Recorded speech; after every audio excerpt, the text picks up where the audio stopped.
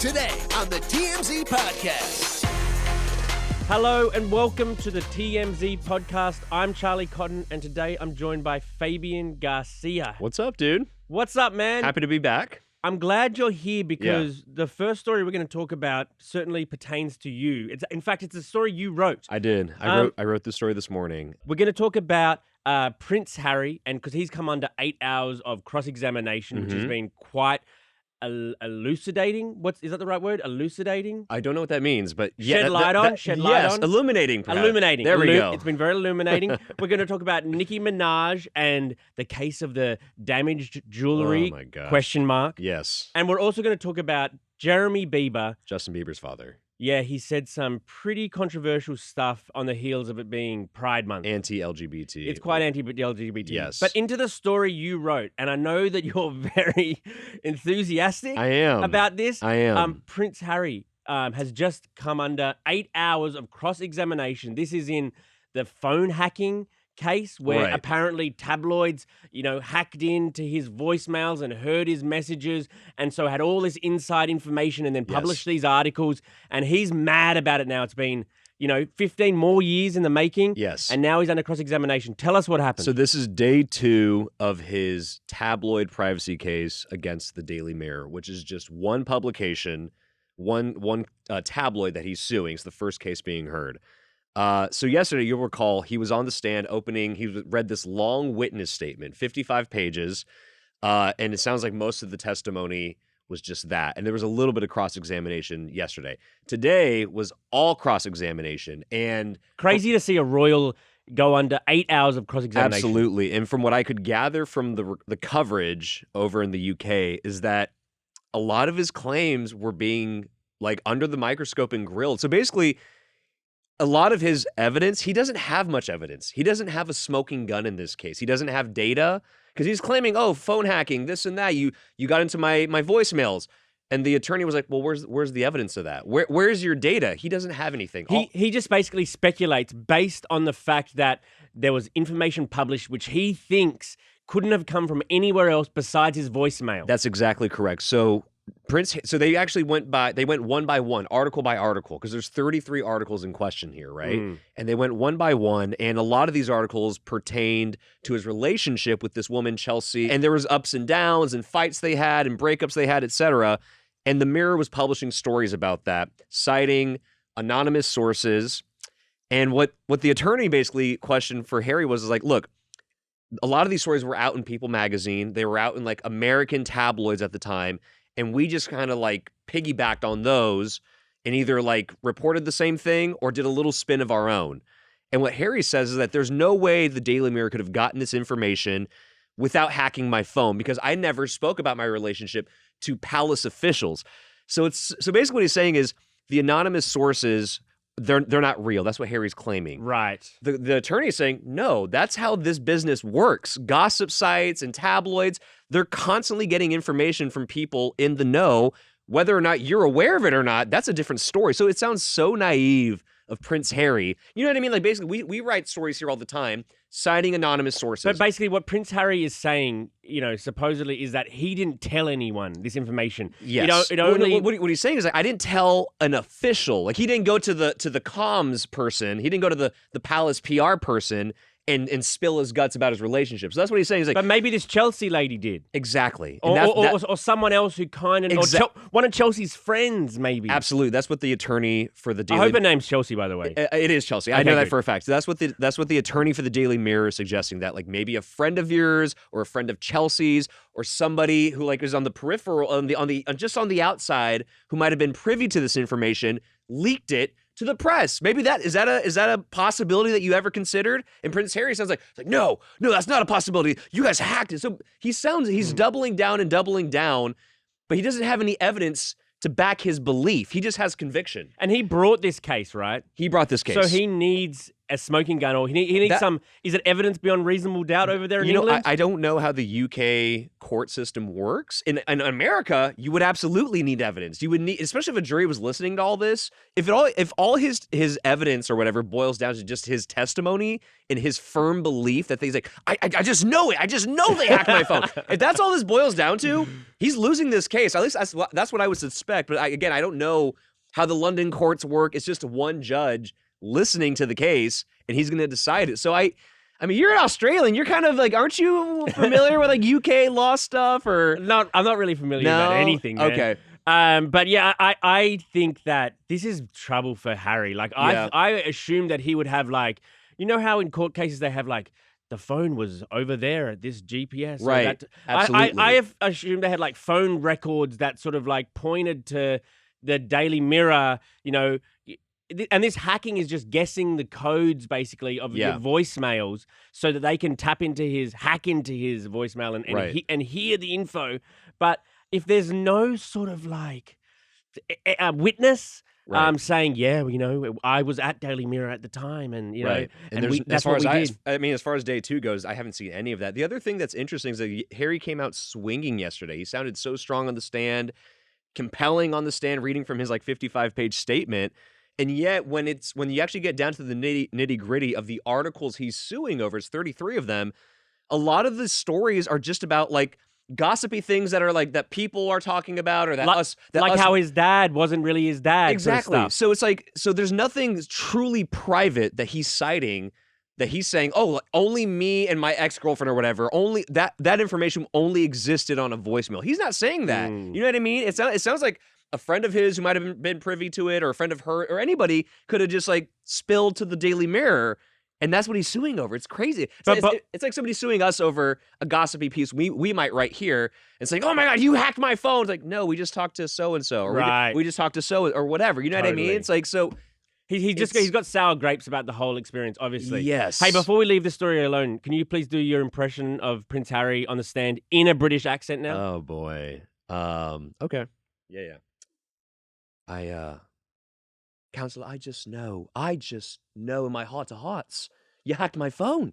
You hacked my phone. And it's wrong. It's wrong. Anyway. That's not bad. That's not bad. That's better than I was expecting. I do a little something sometimes. Okay. All right. Should we move on to the next big story? Let's go into our next story. Nicki Minaj and her stylist are being sued over damaged jewelry. They deny it, but this place called Rosark Jewelry Store. Right. West Hollywood here. In West Hollywood, they loaned Nicki and her stylist 66 pieces of jewelry. Jesus it was a Christ. 1-week loan. Apparently, there was a contract where they said they had to pay for the damages if it happened. Right. Well, when they brought back the 66 pieces on time, by the way, that was very good of them. But it was on the earrings and a ring were damaged. Apparently, there was like a missing stone. It was damaged to these 2 pieces. Right. So Nicki's camp denies it, says there's no evidence of the damage, and the jeweler is just looking for PR. So I got to be honest, we cover these sorts of lawsuits all the time, right? Mm-hmm. Where, I mean, look, celebrities are constantly renting jewelry. It's a common practice here in Hollywood, especially for public events and red carpets, etc. I have to kind of side with Nicki's team here, at least on the face of things. I don't know all the details of it, but what they're saying is like, we returned the pieces. By the way, Nicki had nothing to do with this. It was like a representative of hers, like her stylist, I believe it was. Yeah, right? there was like a middleman. But So she was the one who probably damaged it if she wore it. I suppose possibly that's what the guy's claiming. But what her team is saying is like, first of all, you have no evidence of that at all. Like if there's no photos or anything? If it was in fact damaged, you have no evidence that Nicki did it. And first of all, Nicki was not involved in this at all. There was a middleman, and yet you're suing her and you're naming her. They're saying that he's doing it for publicity. He might well be. Look, the truth is, like, for a system like this, it's so bizarre to me. Like, is there not like a check-in process? Like when you return the pieces right on the spot, presumably you go, okay, let's take a look at it. Like you don't just like leave it and walk away. Right. When you return like a hire car, they do a lap around the car to see if you've dinged it ever. Absolutely. And before signing off on it. I would have thought with expensive jewelry, like they're suing her for $26,000 plus. Yes, which is a lot of money. You would have thought they'd take a walk around the jewelry to see if there's any dings on it. Right. I mean, look, with jewelry this small, like maybe in the moment they didn't catch it, and later they did like an audit or something. That's on you then, I reckon. Unless you see it at the figure. time, then if there's any sort of like, maybe we dropped it in the store when we were walking back from Nicki's car. There's so many possibilities for how or why it might have been damaged. it seems frivolous to me. That's the truth. It seems frivolous to me, and Nicki Minaj's team saying that it's frivolous rings true in my mind, at least. Rings true. Huh? It does. That's a good it pun does. And because I'm it's not about even a that ring. big of a fan of Nicki Minaj, frankly. But one, you got to catch it on the spot. That's my thing, because you know what I mean. Because what another thing her team said is that they didn't bring this lawsuit until much later. Like the jewelry was back in their possession for a good while, and then later they sent them the invoice. Like maybe a week later, they sent the invoice like, hey, you damaged the stuff. It's like, well, why did you wait so long?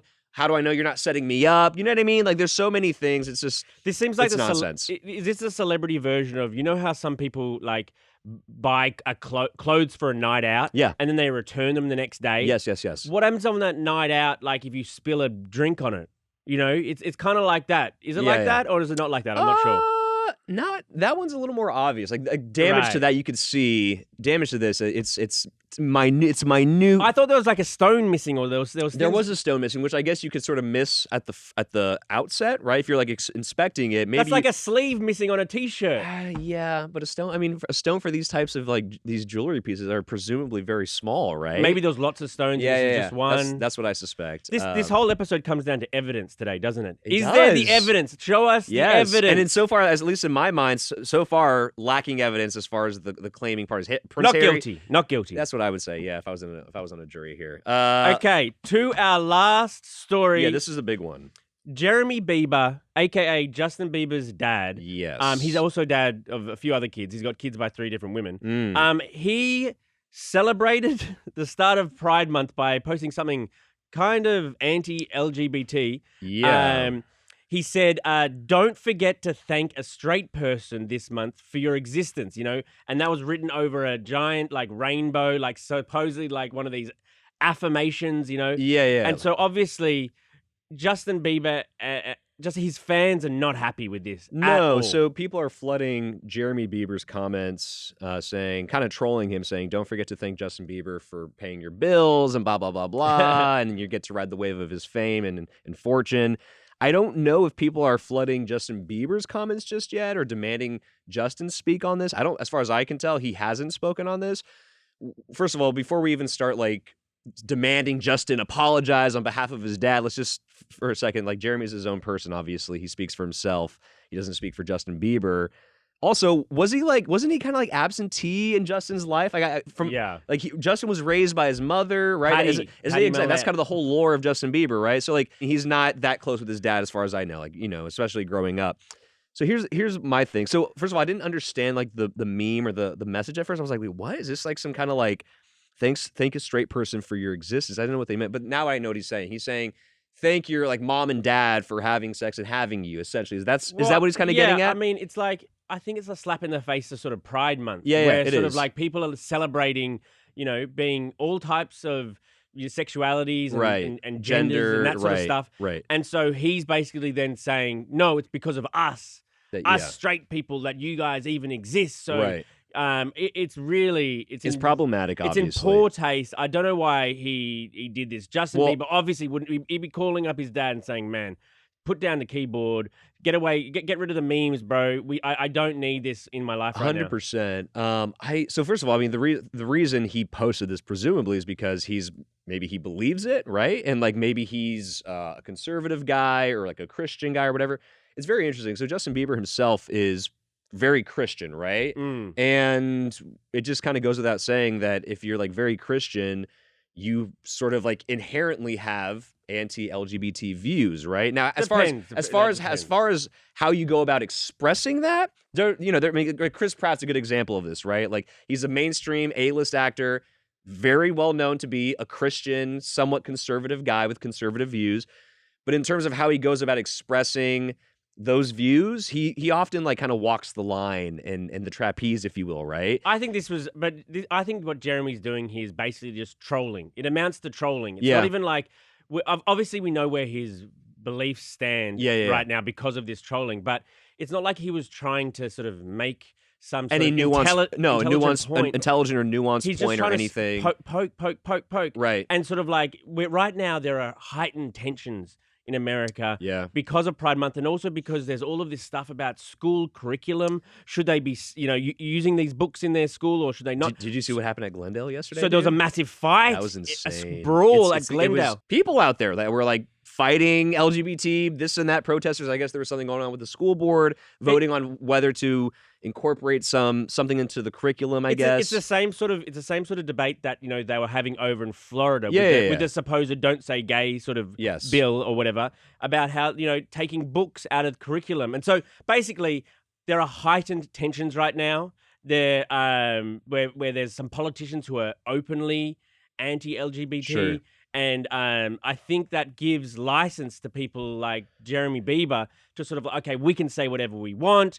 But yeah, as I say, this is not the time to be making some inflammatory statement or... I know it's just bad because it's supposed to be a Pride Month celebrating as well. Yeah, he's just trolling. And here's the thing too, like even if Jeremy Bieber doesn't actually support Pride Month, which frankly, like whether you agree or disagree, that's fine. Like, this is his views. You can hold your own views. But even if he doesn't, it's like, you don't need to, like you said, poke the bear. Like, this seems so antagonistic for no reason. Even if he's, like, anti-pride, it's like, okay, I'm just going to, like, just step away and, like, you get to let you do your thing or whatever. But, like, I'm not going to say anything. Yeah, don't post. Don't post about it.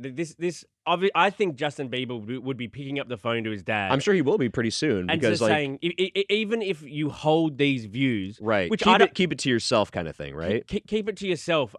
Because I don't know where Justin Bieber, would land on, any sort of debate or controversy. But I think a lot of his fan base is, quite liberal and diverse and stuff. diverse and young, and he wouldn't want to be putting off anyone offside. You know what I mean? Right. Like he wants to be including of all people. Yes. So I think that he'll be like, Dad, please, man, put away the keyboard. I got one last thing I'll say about Justin Bieber. Where is he? What's going on? Is he doing anything? I know he had like health issues this past recent year and he like stopped his whole tour and stuff like that. And he's like just living his married life. But where is that guy? Like, I don't hear much about him these days. We haven't seen him out with Hailey Bieber much. No, not really. Are you a believer?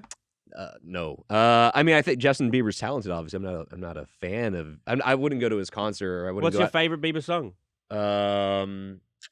It's probably I guess Sorry. Maybe it's just it's cliche. Sorry's a good or song. Love Yourself is a cliche. I mean, the hits that he has had as an adult, I should say, have been pretty good. I think you are a believer, Fabian. He hasn't had hits like he did long ago. But anyway, it's a different conversation. Anyway. Okay, well, thank you so much for joining me today, mate. Yeah, dude, happy to be here. Thanks for having me. I appreciate it. Of course, we'll see you here tomorrow. Take it easy.